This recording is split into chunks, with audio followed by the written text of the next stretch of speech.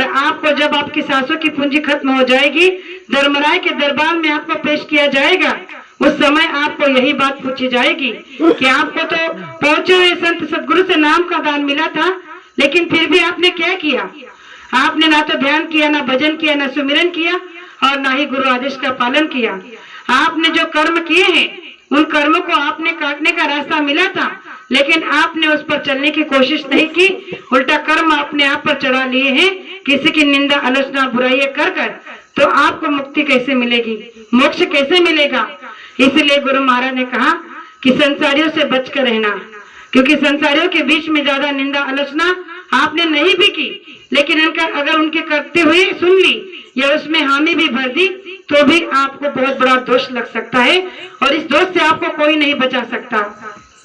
तो गुरु महाराज ने कहा, आपको मनुष्य शरीर बड़े सौभाग्य से मिला है, अब की बार मिला है, दोबारा नहीं मिलेगा। भले ही गुरु महाराज ने कहा है कि अगर आपका इस समय ध्यान भजन कराकर अगर आपने अपनी जीवात्मा को नहीं जगाया, तो गुरु महाराज ने कहा कि तुम्हें मानव तन रिजर्वेशन होगा। लेकिन हम आप ये जानना चाहते हैं, क्या इस संसार में आप दोबारा आना चाहते हो?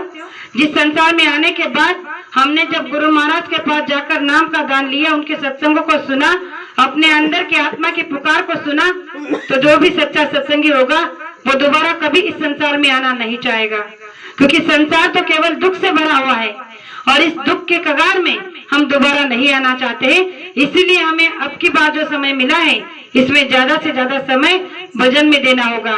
गुरु महाराज ने कहा कि संसार तो आपका अब भी होगा, आपके जाने के बाद भी होगा, लेकिन परमार्थ ऐसा नहीं है।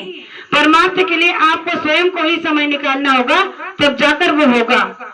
हमने आज तक देखे हैं, हर परिवार में हमारे माता पिता भाई जो भी हमारे साथ से गुजर जाते हैं, हमारे बीच से चले जाते हैं, कि हमने उनके पीछे संसार करना छोड़ दिया?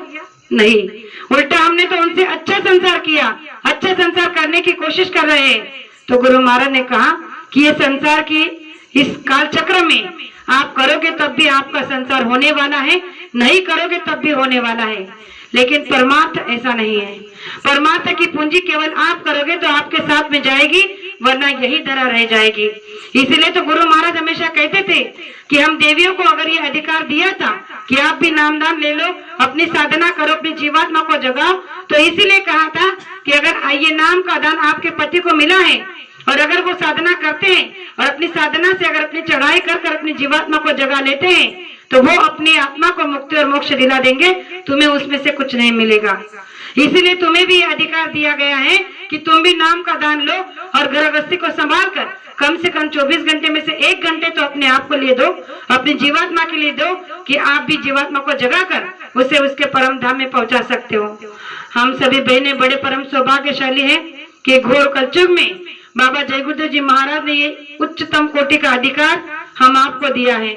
हमने इतिहास को कई शास्त्र ग्रंथों को सुना है कि बहनों को पहले नाम का दान देने का अधिकार नहीं था, साधना करने का अधिकार नहीं था, केवल पति परमेश्वर के आदेश की पालना करती थी, सेवा करती थी, और उससे उनका उद्धार होता था। लेकिन फिर भी मुक्ति और मोक्ष उनके लिए नहीं था। लेकिन गुरु महाराज ने ये अधिकार सारे हम आपको दे दे। गुरु महाराज ने कहा कि अगर आप इस कलयुग में पति सेवा करती हो, तो उसके बदले में भी आपका बहुत बड़ा तप बन जाता है, और अगर अपनी आत्मा के जगाने के लिए नाम का दान लेकर साधना करती हो, तो आपकी आत्मा की चढ़ाई हो सकती है, यानी कि जीती जी हम भी अपने मनुष्य मंदिर में परमात्मा का दर्शन कर सकते हैं। इसलिए हम भाइयों के बराबर बहनें भी हैं। तो ये हमारा कलयुग में उच्च कोटि का सौभाग्य है जो बाबा जय गुरुदेव जी महाराज ने खोला है। अन्यथा आज हम देख रहे हैं कि संसार में ऐसी कई बहनें हैं जो बहुत ज्ञान जानती है, लेकिन बिना नाम के दान के अधूरी है।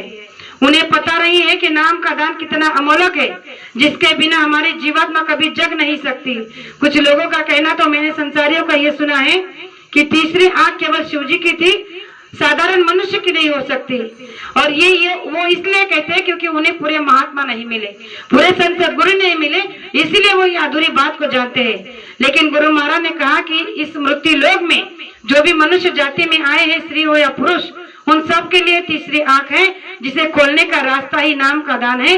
और जो नाम का दान लेकर वो जीवात्मा को जगाने की कोशिश करता है, उसी का सच्चा शिव नेत्र खुलता है।